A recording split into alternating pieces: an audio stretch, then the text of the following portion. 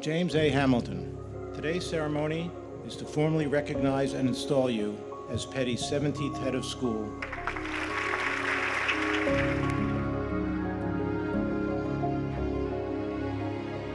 Multiple Petty boards of trustees have been uncanny in their selection of Petty's leadership. And it's a run of success unheard of in today's independent school world.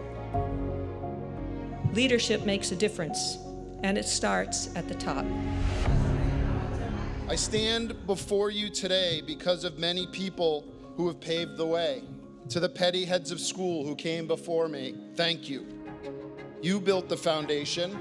You carried the torch in your time.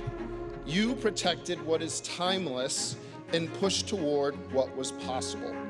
I walk on the road you built.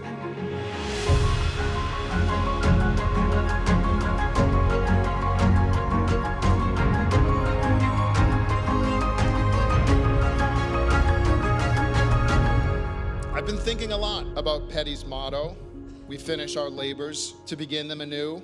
It means we don't measure ourselves by what we did yesterday, but by what we choose to do next. Thank you, Petty. Alla viva.